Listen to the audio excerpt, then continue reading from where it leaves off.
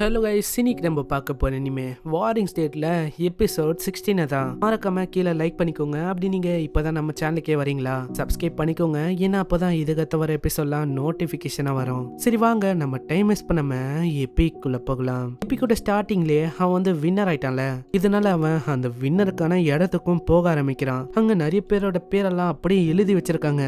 ஆமா, இங்க வந்து எவ்வளவு பேர் இருக்கு, இத்தனை பேர் ஜெயிச்சாங்களா? ஆமா, நீ சொல்றது எல்லாமே கரெக்ட் தான், இத்தனை பேருமே ஜெயிச்சிருக்காங்க.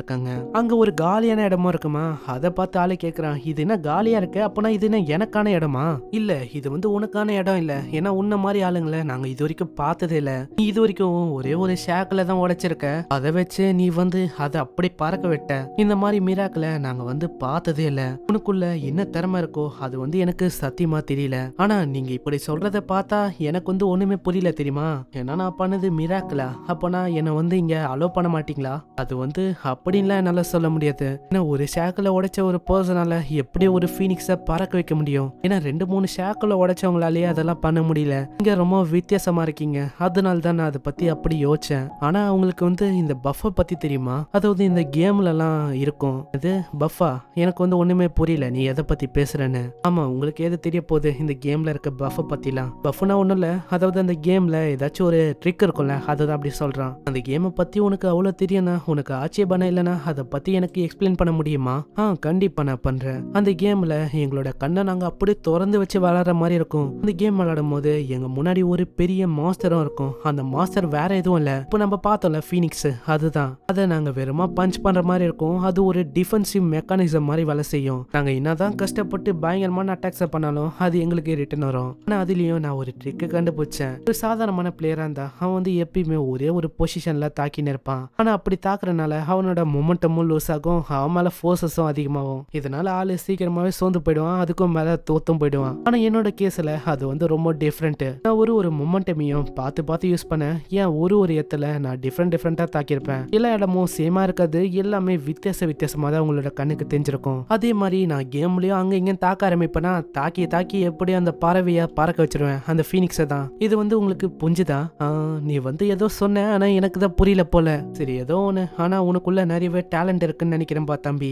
நீ எவ்வளவு சீக்கிரத்துல ஹீல் ஆயிட்ட வேற. அது எனக்குள்ள இருக்கிற பிசியோ ஆஃப் தைசு அந்த திறமை தான் நினைக்கிறேன். நீ என்ன சொல்ற பிசியோ ஆஃப் தைசுனா? ஆனா நீ சொல்றபடி பார்த்தா ரூமர்ஸ் எல்லாமே நம்புற மாதிரியே இல்ல. சரி ஏதோ ஒண்ணு பெரியவரு, நான் வந்து சீட் கோட் எல்லாம் யூஸ் பண்ணேன், அதெல்லாம் உங்களுக்கு தெரிஞ்சுதான் என்ன? ஆனா அவரு ஒரு மாதிரி முழிச்சுனே தான் இருக்காரு. இந்த சைடு அங்க ஒரு பர்சனை வந்து சொல்றான், அந்த பையன் ஜி இருக்கான்ல, அவன் கிட்ட பிசியோ ஆஃப் தைசு அப்படின்னு ஒரு பவர் இருக்கு. இதுக்கு முன்னாடியே ஷாங் மேன்சன்ல இதே பவரோட ஒருத்தவங்க வந்து இருந்தாங்க. அவர் மேல என்னத்தை வச்சு தாக்குனாலும் பட்டு பிட்டுன்னு ஆளு ஹீல் ஆயிடுவாரு. அதுக்கு வேறமா அவரோட QI மேலேயும் பிளட் மேலேயும் ஃபோக்கஸ் பண்ணாலே போதும், அப்படியே ஆளு ஹீல் பண்றாரு. நீ சொல்றபடி பார்த்தா அவனுக்கும் பிசியோ ஆஃப் தைசு இருக்கு போல. அதனாலதான் அங்க எவ்வளவுதான் அட்டாக் பண்ணாலும் அவனுக்கு அவளுக்கும் வலிக்கல, எவ்வளவு சீக்கிரத்திலயும் ஹீல் ஆயிட்டான். அப்போ அந்த ஆண்டோட ஆப்டிடியூட் அது வந்து ஒரு லெஜெண்டரியான ஆப்டிடியூட்னு நினைக்கிறேன். அவன் கிட்ட இருக்கிற ஆண்டோட ஆப்டிடியூட் அது ஒன்னும் சாதாரணமான ஆப்டிடியூட் இல்ல.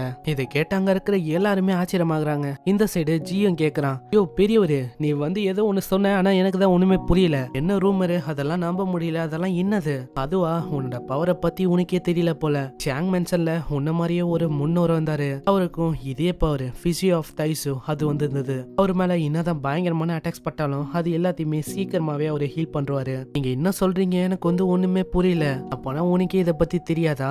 ஆமா, எனக்கு வந்து அவங்க வெறும் ஆண்டோட ஆப்டிடியூட் இருக்கு அப்படின்னு சொன்னாங்க, அவ்வளவுதான். அவங்களுக்கு இதை பத்தி ஒண்ணுமே தெரியல போல.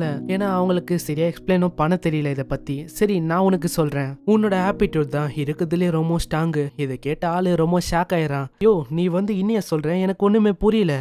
உன்னோட ஆப்டிடியூட் தான் இருக்குதுலயே ஸ்ட்ராங்கு, அதோட பேரு ஜூலி. என்னது ஜூலியா? என்ன பேர் அது? இதோட பேரு வேணா காமெடியா இருக்கலாம், ஆனா இந்த பேருக்கு ஒரு பயங்கரமான அர்த்தம் இருக்கு.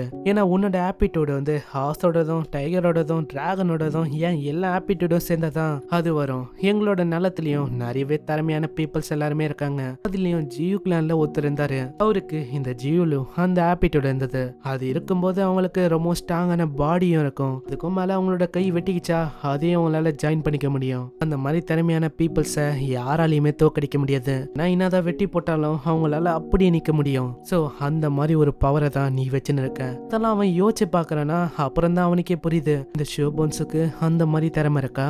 இவன் இப்படி யோசிக்கிறதோட இங்கே இந்த எபிசோடும் முடியுது. நம்ம ஜிக்கு இப்போதான் அவனோட பவரை பத்தியே புரிய ஆரம்பிக்குது. ஏன்னா வில்லனோட பவர் தான் இருக்கிறதுலே ரொம்ப ஸ்ட்ராங்கு அப்படின்னு சொல்றாங்க. பார்க்கலாம் என்னென்ன நடக்க போகுதுன்னு. மறக்காம சப்ஸ்கிரைப் பண்ணிக்கோங்க. இந்த எபிசோட் எப்படின்னு கீழே கமெண்ட் பண்ணி சொல்லுங்க.